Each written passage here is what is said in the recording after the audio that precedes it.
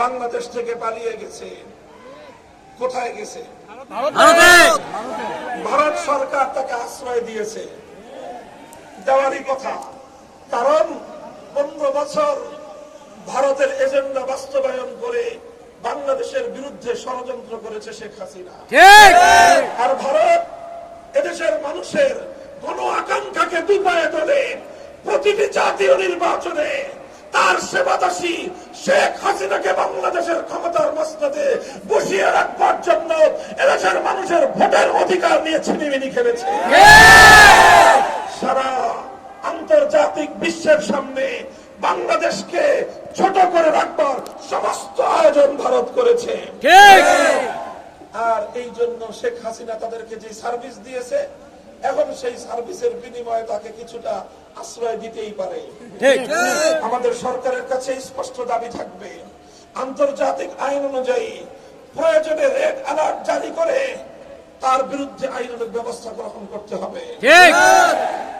আর বলবো আমরা পরিষ্কার ভাষায়, ভারতে আছে, কিভাবে তার বিচার হবে সেটা বিচারিক প্রক্রিয়া।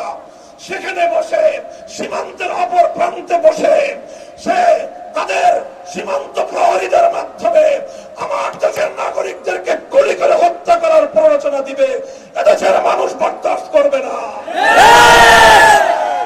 সীমান্তের কাছাকাছি আছে, চট করে ঢুকে পড়বেন বাংলাদেশে। এই বাংলাদেশ সেই বাংলাদেশ নয়। এই বাংলাদেশ মাথা উঁচু করা স্বনির্ভর বাংলাদেশ। এই বাংলাদেশ ছাত্র জনতার বাংলাদেশ। এই বাংলাদেশ আরে মরামার বাংলাদেশ। এদেশে আজ বিভাজন নাই। আমি বলবো, বিরোধী মত পথের যারা এতদিন পর্যন্ত স্বৈরাচারের নির্যাতনের শিকার হয়েছিলেন, আমাদের এখন ঐক্য ধরে রাখতে হবে। আমাদের মধ্যে বিভেদের সামান্য আভাস পেলেই পতিত স্বৈরাচারী শক্তি আবার ষড়যন্ত্রকে শক্তিশালী করবে। গতকালও আপনারা শুনেছেন, এই স্বৈরাচারী শেখ হাসিনার নির্দেশে তার গুন্ডা বাহিনী গতকালকেও স্বেচ্ছাসেবক দলের নেতা সহ নিরীহ মানুষদের উপর হামলা চালিয়ে তাদেরকে খুন করেছে। কাজেই এভাবে যদি আমরা ঐক্যবদ্ধ না থাকি, প্রধান বিরোধী দলগুলোকে বলবো, বিএনপি, জামায়াতে ইসলামী সহ ইসলামপন্থী আলেম সমাজ, ইসলামী আন্দোলন বাংলাদেশ, খেলাফত মজলিস, জমিয়ত উলামায়ে ইসলাম সহ সকলকে ঐক্যবদ্ধ থাকতে হবে দেশের স্বার্থ রক্ষার জন্য।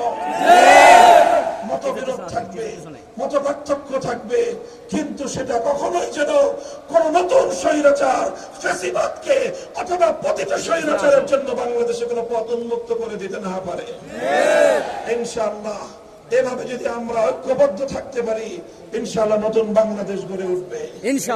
2024 সালের এই বিপ্লবের অন্যতম সৌন্দর্যের একটা দিক ছিল কি, আমাদের ছাত্ররা স্কুল কলেজ থেকে, ইউনিভার্সিটি থেকে রাজপথে নেমে এসেছে। আলিয়া মাদ্রাসা, কওমি মাদ্রাসা থেকে ছাত্ররা রাজপথে নেমে অভূতপূর্ব একটা ঐক্যের বন্ধন তৈরি করেছিল। তারা আন্দোলন চলছে, মিছিল চলছে, মিছিলের মধ্যখানে আজানের ওয়াক্ত হয়েছে। আজান দিয়ে নামাজের মাধ্যমে তারা বাংলার মাটিতে তার জায়নামাজে দাঁড়িয়ে রাজপথে সেজদা করে আল্লাহর দরবারে ফরিয়াদ করে খোদার সাহায্য কামনা করেছে। এভাবেই এই বিপ্লব সফল হয়েছে। কাজেই আগামী দিনে এই ধারায় অব্যাহত রাখতে হবে। এটাই বাংলাদেশের প্রকৃত চিত্র। ইনশাআল্লাহ বৈষম্যহীন, পূর্ণাঙ্গ ইনসাফপূর্ণ এক সমাজ গড়তে হলে আমরা বিশ্বাস করি পরিপূর্ণ বৈষম্যহীন সমাজ একমাত্র আল্লাহ প্রদত্ত জীবন ব্যবস্থার মাধ্যমেই সম্ভব।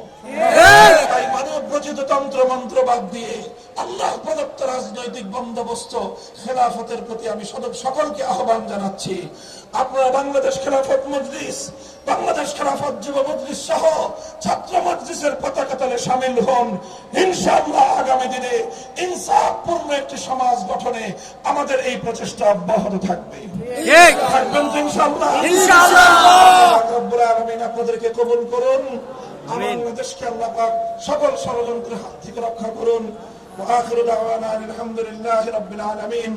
বাংলাদেশ জিন্দাবাদ, বাংলাদেশ খেলাফত মজলিস জিন্দাবাদ, নাসরুম মিনাল্লাহি ওয়া ফাতহুন করিব। আসসালামু আলাইকুম ওয়া রাহমাতুল্লাহ।